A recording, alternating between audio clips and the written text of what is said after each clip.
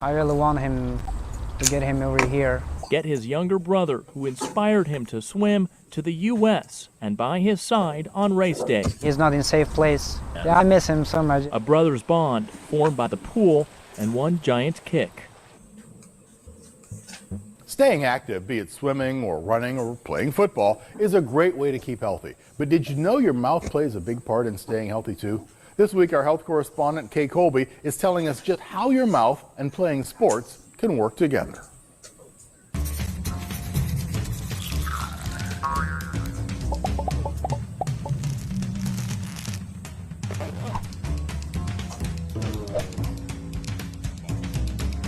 Exploring the bad bacteria that may be swimming around on our teeth, that's the focus of today's Be Well segment. Hey there, Kay Colby here, ready to talk teeth and track plaque.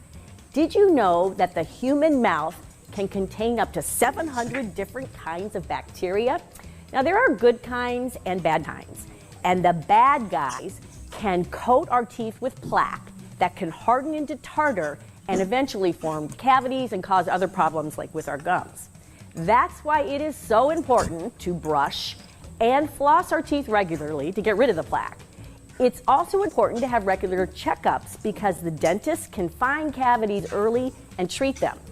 So my colleague, Marlene Harris-Taylor, found a really cool program that uses football to get more teens to visit the dentist. Let's take a look.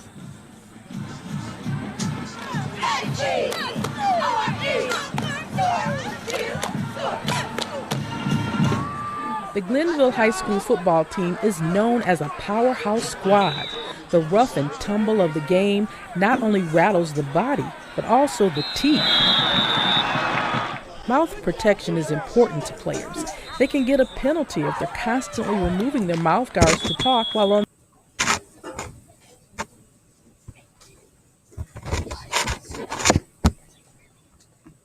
the field. So this gave some local dentists an idea. I'm going to first put some stuff up there in the top. It's going to feel a little weird. Cleveland Public School football teams, including Glenville, were fitted with custom-made mouth guards through a partnership involving several organizations, including the Case Western Reserve School of Dental Medicine and Dr. Thomas Carino. These custom mouth guards would cost about $250 a piece if not donated to the players. We made an impression of the athlete, then we made a model, and then the mouth guards were fabricated. Each athlete received their own personalized, custom-made mouth guard that fit them and only them, like a fingerprint. It's unique.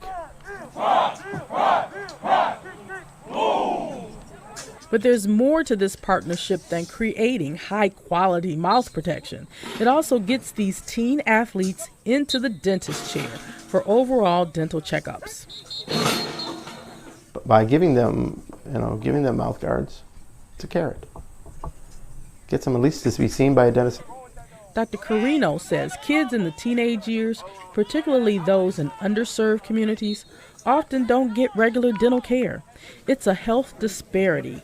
That was one of our focuses of the program, is to see the condition of the inner city athlete, especially the teenager. We had seen almost 300 athletes over the 3 years. 40% of the athletes needed care in some way, shape, or form. Almost 50% of the athletes had not been to see a dentist in over a year. Dr. Carino has another goal. By collecting data on this health disparity, he's building a case to make changes to address the problem. He's hoping to persuade the Ohio Athletic Association to change the current regulations, which require all high school athletes to have this form stating they had a physical exam filled out by a doctor. Carino wants to add a dental checkup to that requirement as well. As these teams fight it out on the football field, Dr. Carino will continue his own private battle to encourage more high school students to get dental checkups, using sports as the bait.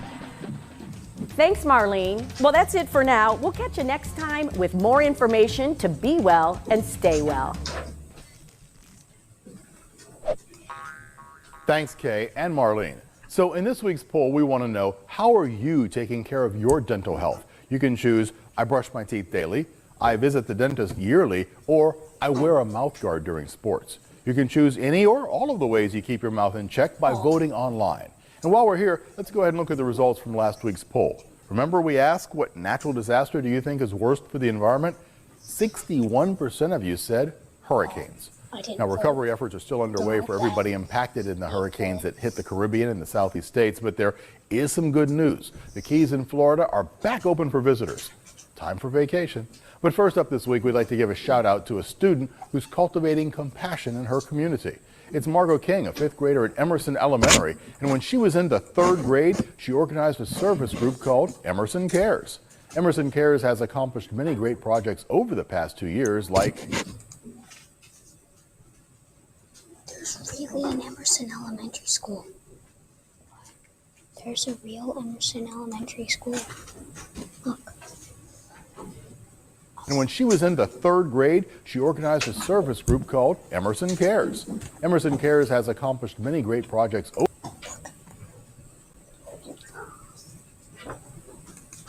I wonder if it only goes up to 5th grade and it's connected to the middle school.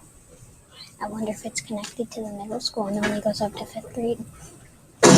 Over the past 2 years, like writing thank you notes to members of the military, baking cookies for firefighters and police officers, holding a drive at school for toys, books, and crayons to be sent to Rainbow Babies and Children's Hospital, assembling notepads for a local senior center, and selling lemonade and hot chocolate to raise money for an animal shelter.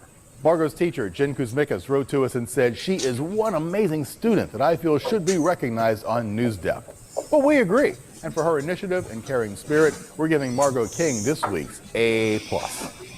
Now let's check in with Newscat to see what story she's been batting around.